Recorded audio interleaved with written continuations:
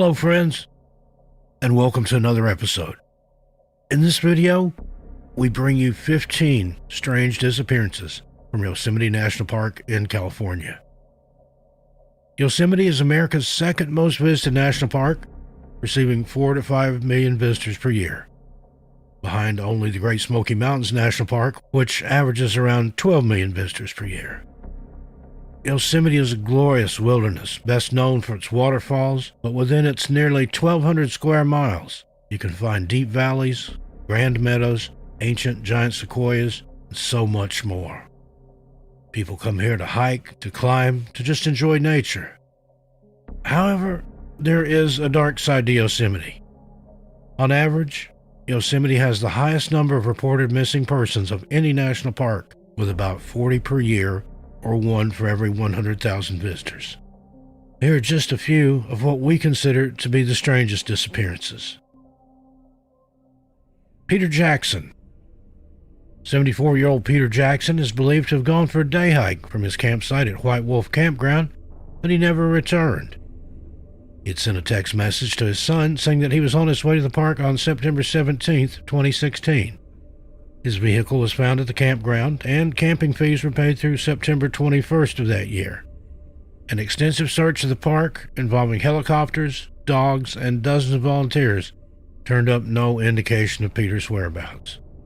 On October 2nd, 2016, the search for Peter was placed in continuous limited mode. In August of 2019, Peter's backpack was found in the Ackerson Meadow Aspen Valley area on the west side of Yosemite National Park. Other than that, Peter has not been seen or heard from since his disappearance, and his case remains unsolved. Walter H. Reinhardt. 66-year-old Walter Reinhardt went missing on September 19, 2002. His car was found at White Wolf Trailhead, suggesting to investigators he went for a hike. It is not known what he was wearing, although he often hiked with a large fanny pack. An extensive search of the park, involving helicopters, dogs, and dozens of volunteers, turned up no indication of Walter's whereabouts. Walter has not been seen or heard from since his disappearance, and his case remains unsolved. Ruth Ann Rupert. 49-year-old Ruth Ann Rupert was last seen in the Curry Village area, or the Yosemite Medical Clinic, at about noon on Monday, August 14, 2000.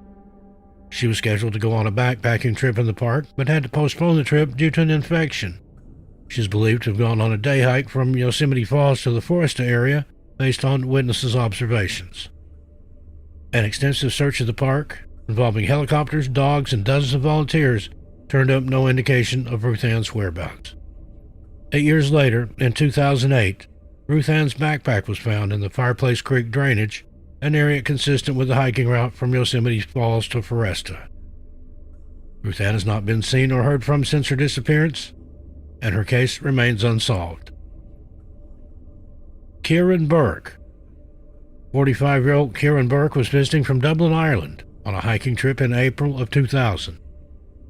He was discovered missing on April 6, 2000, when park staff noticed he hadn't checked out of his lodging.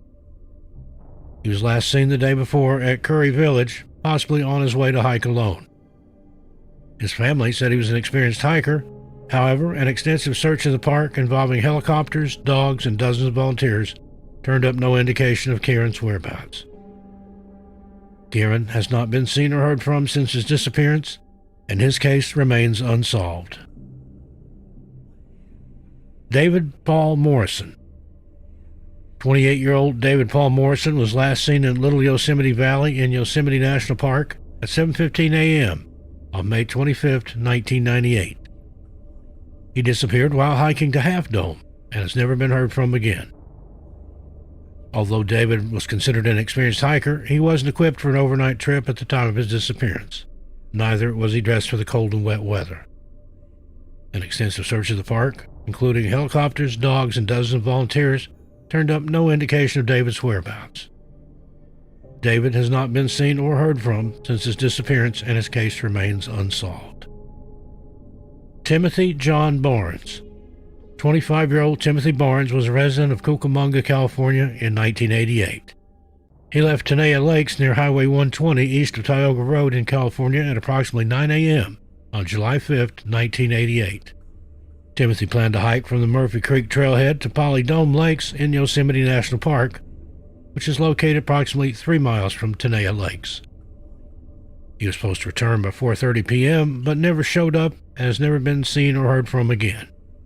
Timothy's friends report him as a missing person to Park Service Rangers the following morning. An extensive search of the area failed to produce any evidence as to his whereabouts, and Timothy was declared legally dead on July 19, 1990, 2 years after his disappearance. His remains have never been found. Stacy and Aris. 14-year-old Stacy Aris was last seen while visiting Yosemite National Park with her father and 6 others on July 27, 1981. The group reached a cluster of cabins designed for overnight stay at Sunrise High Sierra Camp, tied up their horses, and went indoors to freshen up. Stacy changed clothes and left the cabin, carrying her camera so she could photograph the lake. Stacy invited her father to join her, but he declined, and an elderly man from the group went with her instead. They went downhill towards the lake, and the rest of the group watched them from above. They saw Stacy's companion sit down. Stacy walked further on towards the lake, then went behind some trees and disappeared from sight. After a few minutes, when she didn't return, the other members of the group went to look for her. An extensive search of the park involving helicopters, dogs, and dozens of volunteers turned up no indication of Stacy's whereabouts. The only trace ever found of her was the lens cap from her camera around the tree line area where she was last seen. Stacy has not been seen or heard from since her disappearance, and her case remains unsolved. Njan. 20-year-old Njan was last seen at Camp Curry Village in Yosemite National Park in California on July 24, 1972. He asked the registration desk attendant how to get to Half Dome and has never been seen or heard from again. At the time of his disappearance, he was a medical student at Cambridge University in England. He was vacationing in the U.S. with plans to visit Florida after his stay at Yosemite. An extensive search of the park involving dogs, helicopters, and dozens of volunteers turned up no trace of Njan's whereabouts. He has not been seen or heard from since his disappearance, and his case remains unsolved. Matthew Green. 39-year-old Matthew Green was last heard from on July 16, 2013, when he called his parents and an automotive repair shop to check on progress and exchange text messages with friends. Matthew was a high school mathematics teacher in Nazareth, Pennsylvania, and lived in Bethlehem, and was a very experienced hiker and outdoorsman. Matthew arrived in the area of the Eastern Sierra Mountains in Yosemite National Park on June 27, 2013, to climb with friends. But when his Subaru car broke down, they continued on while he stayed behind at a campground called Shady Rest near Mammoth Lake to wait for repairs. The last contact was on July 16, when he called his parents and the car repair shop to check on progress and exchange text messages with some of his friends. At the campsite, authorities found some of his gear missing and a guidebook with pages torn out of it. Friends said he often tore out the pages for hikes he wanted to go on, and when he completed them, he would put them back in his book. In this case, the pages were from the Minarat area, including Mount Ritter and Mount Banner, but Green didn't sign his name on either summit's log. His friends returned to the campsite on July 17th, and he was nowhere to be seen. They had discovered that his car had been repaired, but he never picked it up, and he hadn't returned to the Shady Rest campground for over a week. The Mammoth Lake Police Department was informed. Several of Matthew's friends flew to California and canvassed bus drivers, store owners, librarians, and others in Mammoth Lakes, posted flyers at trailheads, checked summit registers, and spent several days in the backcountry looking for clues. The search has gone airborne, too, with a helicopter flying over the rugged terrain and one of Green's friends shooting high-resolution video from a private plane. California search and rescue personnel have also volunteered their time. Despite this extensive search, no trace of Matthew was found. Michael Fickery. 51-year-old Michael Fickery was reported missing when he did not return home from a 4-day hike. On June 15, 2005, Michael, an avid, experienced hiker and backpacker, visited the north side of the Hetch Hetchy Reservoir in Yosemite National Park for a solo hike. He had planned this hike to take him to Rancheria Falls, Telltale Mountain, Lake Vernon, and then through Beehive before returning back to the Hetch Hetchy Reservoir. At some point during the day, he decided to begin walking to the north up to the Pacific Crest Trail towards Telltale Mountain. His family became concerned when he did not return by June 19th, 4 days after Mike went on his hike and when his wilderness permit expired. On June 21st, they called the Park Service and an intensive search of the area around the reservoir and Pacific Crest Trail was launched. However, all that was found was a backpack near Telltale Mountain just off the trail, containing a topographical map, a camera, and a bottle of water. The search and rescue operation involved personnel from 5 counties with aircraft and tracker dogs. Apart from the pack, nothing else was found. Nearly 15 years later, Michael remains missing. George Pinka. 30-year-old George Pinka disappeared on July 17, 2011, while hiking at the Upper Yosemite Falls in Yosemite National Park. George was from Hawthorne, California, and was visiting the national park with his church group of 80 people, of which around 20 people were walking the Upper Yosemite Fall Trail that day. The group separated at the top, with the hikers going back down at their own pace. George likely fell behind the main group. George's friends assumed he had hiked back to the Yosemite Valley floor earlier and didn't report him missing until 9 p.m. George completely vanished off the trail. He was last seen wearing gray sweatpants with white stripes, a black t-shirt that says D&B across the chest, or a black tank top and gray-blue running shoes.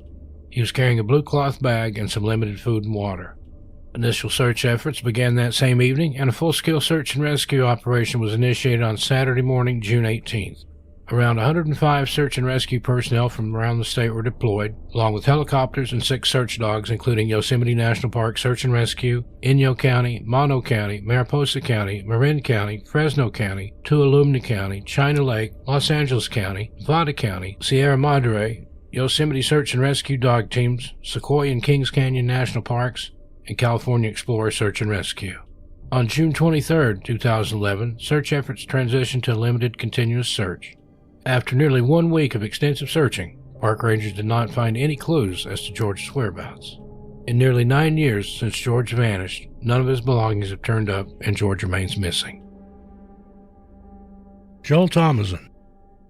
31-year-old Joel Thomason went on a solo hike in Yosemite National Park, telling friends of his plans to hike from Hetch Hetchy to then fish in Lake Elsinore and then return to Hetch Hetchy. He began on the 6th of September 2021 and was due back on the 9th. Joel is described as a white male standing 5 feet 10 inches tall with hazel eyes and brown hair worn buzzed short. Park officials noted that he may have decided to stay out longer and extend his trip to Cherry Lake to the north or east as far as the Grand Canyon of the Tuolumne River. Park officials are asking all wilderness travels north of Tioga Road and between Cherry Lake and Tuolumne Meadows to report possible sightings of him or any unattended or possibly abandoned equipment. They added that he was likely carrying the kayak packed in a large red pouch attached to the exterior of his backpack. His family provided this list of additional equipment he may have had with him, which includes a floppy boonie hat, a dark blue or gray hammock, large yellowish-tan keddy pack, U.S. Army steel cup dated 1918, camelback type red and black day pack, a black and yellow collapsible sink, a bright red inflatable kayak, a small collapsible stove in a black bag, a kayak paddle, a Petzl Zipka headlamp, a yellow bear can, a Garmin Tactics Delta Solar GPS watch, a bright green mummy-style sleeping bag, and a fishing pole with other fishing gear. He was wearing tan or blue zip-off pants. Richard Judd. Richard and a still unidentified hiking partner were camped near Lower Merced Pass Lake when they went on a day hike towards Lower Ottawa Lake and Red Peak Pass on Sunday, according to the National Park Service and the Madera County Sheriff's Office. They got separated from each other somewhere between Lower Merced Pass Lake and Lower Ottawa Lake. Lower Merced Pass Lake is about 15 miles from Happy Isle, the trailhead where people can start the Mist Trail and hike to the Half Dome cables. The hike from Lower Merced Pass Lake to Red Peak Pass is about 3.5 miles. A vehicle belonging to Judd or his hiking partner was parked at the Quartz Mountain trailhead in the Sierra National Forest and outside Yosemite National Park, about 23 miles south of Lower Merced Pass Lake. Authorities describe Richard as being 5 feet 11 inches tall, 150 pounds, with brown eyes, short gray hair, and a beard. He was last seen wearing a blue shirt and gray or blue pants. His last known location was in the Yosemite backcountry, about 15 miles from the popular trailhead junction at Happy Isle on the Merced River. Ralph Elliott. 51-year-old Ralph Elliott was last seen on April 22, 2021, after he left for a day hike in Yosemite National Park, California. Sadly, there's very little information about Ralph's case, but his story is still important, and it is important that we keep his case alive. According to the Fresno Bee newspaper, Ralph was intending to hike to the Yosemite Fall Overlook and Eagle Peak in the Yosemite National Park. Authorities are concerned for his well-being, and the Park Service are noted as saying that they believe he may be in a state of emotional distress and capable of harming himself. The Yosemite Park Service has declined to comment on why they believe that Ralph is in such a state of emotional distress, but they have asked anyone who comes into contact with him to bear this in mind. Ralph Elliott is described as a white male with a muscular build, 5 foot 8 inches tall, with blue eyes, a beard, and long graying hair. Sandra Johnson Hughes. 54-year-old Sandra Johnson Hughes of California was last heard from on June 26, 2020. Sandra had embarked on a solo camping trip in the Sierra, south of Yosemite, to escape from the current pandemic. Sandra had recently moved from Maui, Hawaii to California in June of 2020. She had trained to be a park ranger in college and was experienced in the outdoors. On July 5th of that year, the Madera County Sheriff's Office asked for the public's help in locating Sandra after they found her campsite near the Johnson's Meadow section of the forest in disarray. On that same day, the authorities located Hughes' silver Saab in Chiquito Creek to the north of the campsite. They said it appeared to have crashed into a tree at a speed of less than 20 miles per hour before rolling into the ravine. Hikers reported seeing Sandra on July 4, 2020, and said she was barefoot and had a bruise on her face.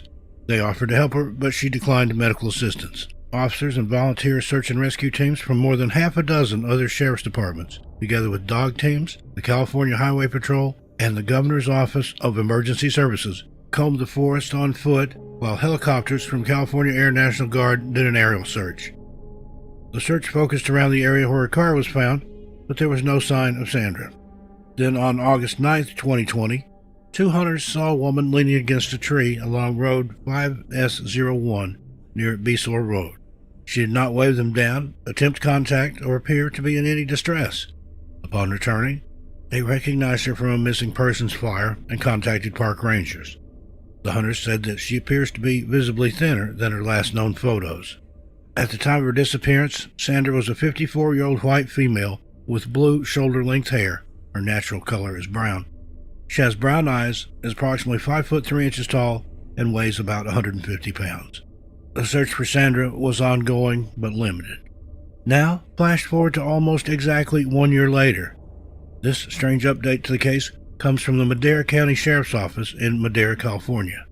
It seems that a family from nearby Coarsegold, California, experienced a bizarre broad daylight ghost sighting in the Madera County mountains on Wednesday, July 21st, 2021. The event was so strange and disturbing that the Madera County Sheriff's Office felt the need to further investigate. It seems that a man named Jake Gorba, his wife Victoria, and their 3 children decided to take their four-wheeler up to the Shut-Eye Peak on that fateful Wednesday. While on this family outing, they stopped to have something to eat beside the trail, and that's when things started to get strange. The couple's 3-year-old son, Caden, suddenly began animatedly talking to someone nearby. He was just in our four-wheeler, and he was pointing out to a certain spot in the meadow, said his mom, Victoria. The normally reserved and somewhat quiet Caden excitedly told his parents that there in the meadow by where the family was having lunch was a woman lying face down with her legs straight up in the air. Furthermore, Caden stated that the woman was unable to speak or move and needed help. He began pleading with his parents to help this poor woman. He flat out told us, "Mom, she's already dead, but she needs our help." And that's when I got the goosebumps. I was like, "Oh my gosh," Victoria said. He goes, "Yeah, there's a lady over in the meadow in a black shirt, blue jeans, and blue hair." And I got goosebumps, said Victoria. He says, "She needs our help, but she's dead, and she's lying face down with her legs up. She can't talk to me, but she's over there. We need to go help her." So, in order to calm young Caden down, Jake and Victoria walked over and checked out the meadow, but saw absolutely nothing. Caden continued to insist. He kept saying, trust me, Mom. And I was like, I trust you. I believe you 100%, said Victoria. Whatever young Caden was experiencing so unnerved and spooked the rest of the family that the other members of the family all unanimously agreed. It's time to put an early end to their day of adventure and make the 35-mile drive back home to Course Gold. After arriving home, the event still fresh in her mind, Victoria decided to post about the weird encounter on her Facebook profile. We put it on Facebook to see if anybody knew anything about this area, and come to find out, there was a lady missing with a description that he described to us within a 5-mile radius of where we were, said Victoria. Now, as viewers of this channel know from our previous episode number 7, Sandra Hughes had gone missing in that area in June of 2020. The encounter became even more chilling when, according to Victoria, 3-year-old Caden's highly detailed description of the woman he had seen in the meadow was identical to the description of Sandra Hughes as given by the local authorities. He was very adamant that we needed to help her, and he described her down to blue hair. He said she has a black shirt, blue jeans, and blue hair, Mom. That's the exact description of her when she went missing, said Victoria. Then Victoria went and searched online for Sandra Hughes and found some photographs that had been released as a part of the search effort the year prior. Victoria said she got goosebumps when Caden readily recognized 3 of the photos of Sandra, identifying her as the woman he had seen in the field. As fate would have it, Madera County Sheriff Corporal Chris Williams just happened to see the Facebook post and found it intriguing, to say the least. So much so that he contacted Caden's family to further investigate the chilling account. Victoria said the corporal in charge of her case actually reached out to us on Facebook and was like, hey, we want more information and we want to bring you guys back up there and see if you could point us in the right direction. Corporal Williams has been investigating the disappearance of Sandra Hughes since the beginning of the investigation. On the following Thursday, 2 Madera County Sheriff's deputies ventured back up to the meadow to investigate, with Jake and Caden coming along to point them in the right direction. Unfortunately, the deputies found nothing new by way of evidence, although the case remains open. If she was possibly a ghost looking for some help, I hope that he could have at least helped and maybe helped the family find her, because it's been a long time apparently since she's been gone, Victoria said. The 4-wheeler that Caden and his family used while traveling in the mountains has now been nicknamed the Ghost Runner, and incidentally is also for sale. It's not believed that the spooky encounter is the reason they put the vehicle up for sale, as the family says they will continue to go adventuring in the Madera Mountains, but do admit there are a few spots now which they aren't anxious to visit again anytime soon, if at all. Local news reporters in the area reached out to the Madera County Sheriff's Office, who did confirm that they received a report of a possible sighting of some sort, and they did go out to the location to search for any additional leads or information. Well, there you have it. What do you think of these strange disappearances? Thank you for listening, and we look forward to your comments. But please, keep it friendly and respectful. I'll see you a little farther on down the trail. This is Steve Stockton, and I'll talk to you next time.